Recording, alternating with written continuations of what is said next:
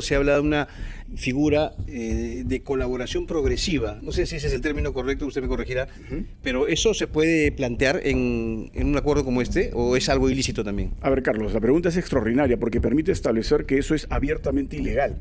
No solo porque el término como tal no existe en la norma procesal penal, sino porque adicionalmente la forma en que se concibe es absolutamente nefasta. Es decir, si te enteras algo adicionalmente... Recibió al abogado penalista Julio Rodríguez, de quien queremos saber algo. ¿Por qué se ha mantenido bajo reserva el acuerdo de colaboración entre Odebrecht y el Ministerio Público? Ahora que lo conocemos y que lo hemos podido leer parcialmente, son más de 1000 páginas, entendemos menos aún por qué es que se ha querido mantener esto bajo 7 sellos. Señor Rodríguez, ¿cuál es su interpretación de esta actitud de la Fiscalía? Muy buenos días, Amos. Un placer estar con ustedes. Doctor. Al igual que usted, sorprendido absolutamente porque incluso la misma decisión del juez establece que ya tiene que hacerse público, porque ya tiene condición de decisión inimpugnable. Y eso sorprende porque no hay nada de lo que por lo menos se verifica el día de hoy que merezca estar en secreto. Ojo, diferenciemos secreto de reserva. Esto ha estado en secreto y el Código Procesal Penal establece pero muy puntuales excepciones para el secreto, que es distinto a la reserva. Los procedimientos en trámite son reservados. Usted, por ejemplo, como periodista, no puede ir y recibir información de la autoridad de un proceso en giro. Está reservado. Pero todas las partes tienen que conocerlo, porque no es secreto. Esto está bajo un secreto absolutamente ilegal. Perdón, doctor. Razón por la cual el TC lo ha abierto. Perdón, doctor. Entonces, ¿cuándo se tuvo que hacer público este acuerdo? Porque el acuerdo a nivel judicial fue reconocido, diríamos así, en el 2019. ¿En ese momento debió hacerse público? Correcto. Ese es el momento en que debe hacerse público. Una vez que el acuerdo ha sido aprobado, homologado por el órgano de justicia y no existe nada pendiente, no hay nada que las partes estén reclamando respecto al acuerdo, es decir, ya es cosa juzgada, tendría que haberse hecho público. Es cosa juzgada el acuerdo, pero en el acuerdo hay numerosas informaciones sobre procedimientos judiciales en curso o que ni siquiera se habían iniciado. Ahí se afirma dinero recibido por el expresidente Alan García, dinero que habría llegado de una manera u otra al expresidente Kuczynski, Toledo no se diga, etcétera. Entonces, si eso está todavía siendo juzgado, uno puede comprender que mientras que la justicia no lo haya visto, haya que manejar eso con reserva, no digo secreto. Así es, por eso con reserva, pero acá se manejó con secreto. Y esto es evidentemente ilícito. Secreto para el público, no para las partes. Para todos. ¿Para las partes también? También las partes que han sido involucradas por el acuerdo no han tenido conocimiento de él.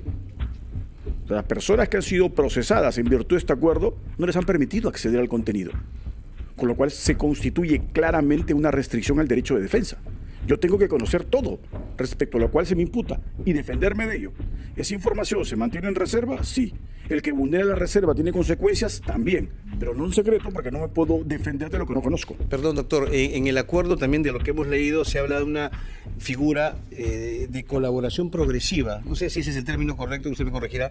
Pero ¿eso se puede plantear en un acuerdo como este o es algo ilícito también? A ver, Carlos, la pregunta es extraordinaria porque permite establecer que eso es abiertamente ilegal.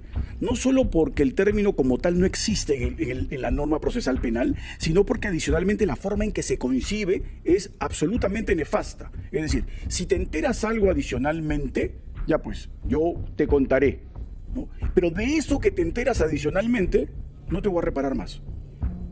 Es decir, que ya esa reparación que te he colocado en este acuerdo cubre todo lo que se conoce y lo que esté por conocerse. Eso es abiertamente ilegal, porque los daños pueden ser incluso mayores. Como ya uno puede comenzar a detallar la cantidad de dañosidad que esto ha generado. Por ejemplo, a ver, denos algunos datos. Miren, hay casos que la gente no conoce, pero que son casos trascendentales. Hay una persona que menciona en el acuerdo al que lo conocen como alias Cisco. Este era el funcionario encargado en la banca privada de Andorra de abrir todas las cuentas por orden de Odebrecht. Y después esta persona se mudó de Andorra y pasó a Uruguay. Y de Uruguay, bajo otra banca privada, comenzó a volver a convocar a todas las personas que habían recibido dinero de Odebrecht para abrirles cuentas. Ese caso tendría que haber sido profundizado porque esa persona tiene el detalle de todo el dinero que se movió, de todas las personas involucradas. Cisco no ha sido objeto de juicio y que queríamos conocer su opinión sobre las cosas que uno descubre leyendo más de 1000 páginas del acuerdo de colaboración entre la empresa Odebrecht y el Ministerio Público, acuerdo firmado en el año 19 y que ha sido publicado 5 años después con motivo de una orden dada por el Tribunal Constitucional. ¿Qué se ha descubierto sobre aspectos procesales y qué se ha descubierto sobre el contenido criminal de lo que esas 1057 páginas contienen? A ver, lo primero que se descubre es algo que sorprende muchísimo porque el acuerdo lo que acaba involucrando son 4 grandes proyectos y nada más que esos 4. Los otros 13 proyectos que se mencionan en el acuerdo no son objeto ni de procedimiento, ¿no?, ni de ninguna reparación. Eso es lo que sorprende. Los 4 grandes... Eso ya lo sabíamos, porque la reparación se había calculado en base a 4 proyectos, ¿no? Sí, claro, pero los otros 13... La Procuraduría, ¿no? Así es, pero los otros 13 proyectos que comienzan a aparecer, entre comillas, después de que negocian, significan más daño al Estado. Sin embargo, ese daño generado al Estado... No están cubiertos por este acuerdo. No están cubiertos. Lo que significa que se puede... No, pero dice el acuerdo que esos daños adicionales están abarcados por lo ya pactado. La suma pactada es de 600 y pico millones. 610 millones. Así es.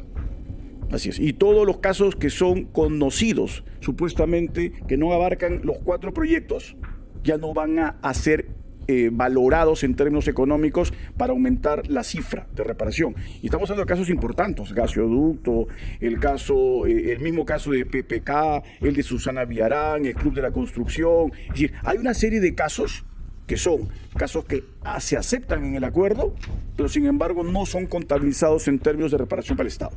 Hubo reparación respecto de 4 casos, ¿no? Correcto. ¿Puede usted decirnos cuáles son esos Interoceánica del Sur, que corresponde a qué tramos 2 y 3. ¿Y qué responsables políticos están implicados en ese? Estamos hablando ahí de Toledo. Hablamos de línea 1 Metro de Lima, tramos 1 y 2. Eso estamos hablando García y una parte de la responsabilidad que le tocó a Humala. Costa Verde, que son el gobierno regional, Costa Verde, Lima, Callao. Y Félix Moreno, ¿no? Así es, correcto. Y la vía de evitamiento del Cusco, ¿no? Con el gobernador de la época. Así es, Tito Curio. De acuerdo. Ahora, ¿revelaciones sobre otras personalidades hay? Bueno, hay una serie de detalles en el acuerdo que simplemente mencionan a personas y sus roles en la realización de toda esta trama. Y sin embargo, después cuando uno revise el acuerdo, no existe respecto de estas personas ningún tipo de sanción y evidentemente tampoco proceso alguno. Y eso sí sorprende porque estamos hablando de actos criminales que necesariamente tendrían que haber sido objeto de una decisión de fondo o en su defecto de un acuerdo detallado respecto a ellos y cuál fue su aporte y cuál es la reparación que ofrecen respecto al acto criminal. Acá simplemente se dice, estos actos también están incluidos en el acuerdo, no hay reparación, no hay consecuencias jurídicas penales. Esto es gravísimo, ¿no? Doctor, ¿cuál es el sustento que se presenta en el acuerdo? ¿Quién hace el sustento para solamente incluir estos 4 casos y no el resto de casos? La Fiscalía. La Fiscalía. El juez homologa. Hay que recordar que se pierde una perspectiva muy importante respecto al rol del juzgador en este caso. ¿A qué me refiero? Quien tiene el detalle de todo lo que sucede, quien negocia, entre comillas, supuestamente, largas horas, estableciendo y afinando el contenido del acuerdo, es delator con Fiscalía. Una vez que los dos tienen la aprobación recíproca de las condiciones del acuerdo, ¿no?, y con la corroboración con toda la información, van al juez para la homologación. El juez antes no ha conocido nada. Yo le preguntaba, o sea, la Fiscalía es el sustento, pero ¿cuál es ese sustento? O sea, ¿por qué se decide, según la Fiscalía, solamente incluir estos casos y no los restantes? Y el sustento que establece ahí es un sustento absolutamente vacío. Dan vueltas respecto a que dice, estos acuerdos son los más importantes, estos hechos son los más importantes, son transversales a varios gobiernos. Comienzan a dar una explicación, pero al final no dicen cuál es la motivación, primero normativa. ¿Cuál es la norma que me permite solo abarcar esos 4 supuestos, descartar 13 con personas que no intervienen en ese acuerdo y darles beneficios? Acá hay una explicación, permítame, de la procuradora Silvana Carrión. el caso Lavallato, se firma con estos 4 proyectos porque en esa fecha, 15 de febrero de 2019, eran los que tenían la carga probatoria más avanzada y sólida.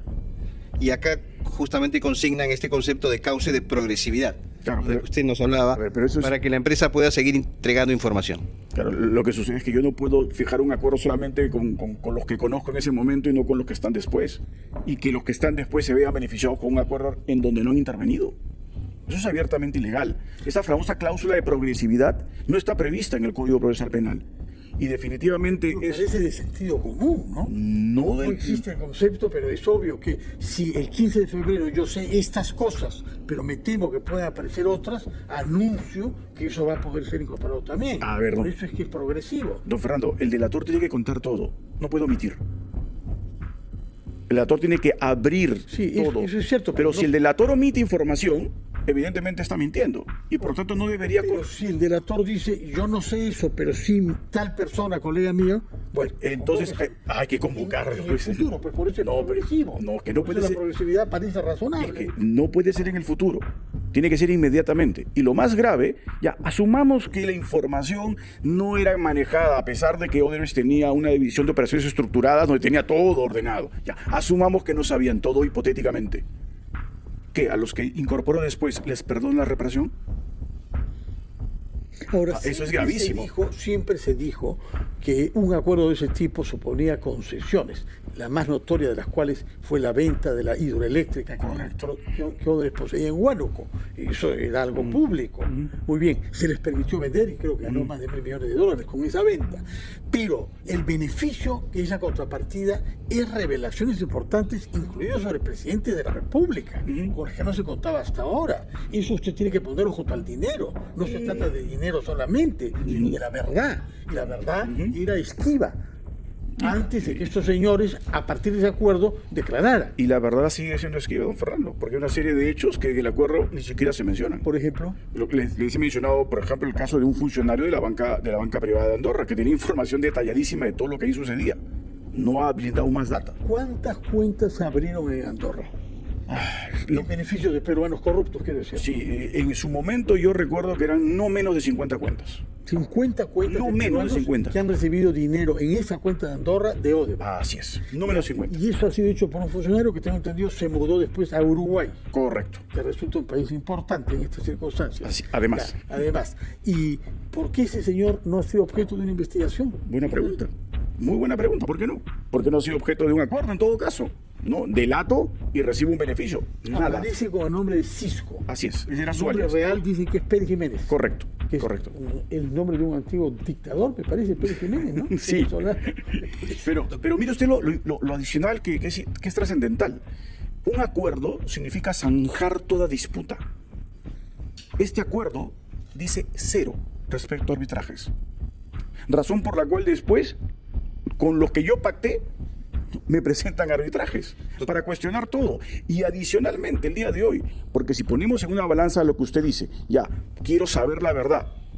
Supongo que toda es lo que tenemos que pedir. Toda, sí. Pero no tenemos Sobre todo las cuentas de Andorra. pero no tenemos toda. Pero adicionalmente, las pruebas que supuestamente eran básicas para el acuerdo, los famosos dispositivos en donde se ocultaba la información, ¿no? Mawedey Drowsys, no pueden un ser. codinome famoso. No pueden Se ser. habló de más de 100 personas Así es. que estaban implicadas en corrupción con Odebrecht, cuyos nombres sabríamos. Eso se nos prometió. Nunca vamos a saberlo, porque se entendió que eso es prueba ilícita.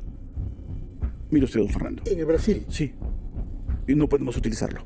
2. Bueno, pero ¿por qué no podemos usar Porque- nuestra justicia? porque- muchas cosas que los brasileños, bajo la inspiración de Lula, decidieron no avanzar? Nosotros sí. Pero es prueba ilícita y ellos no van a corroborar esa prueba. ¿Quién tiene que corroborar esa información? El que me la remite. Si el que me la remite me dice no voy a dar nada porque es ilegal, ya no tengo la prueba. Nadie la está utilizando en los juicios ya.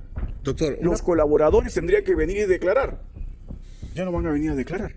doctor, una pregunta. Me estoy quedando sin lo más importante de la colaboración. Mis delatores ya no delatan, su información ya no me sirve.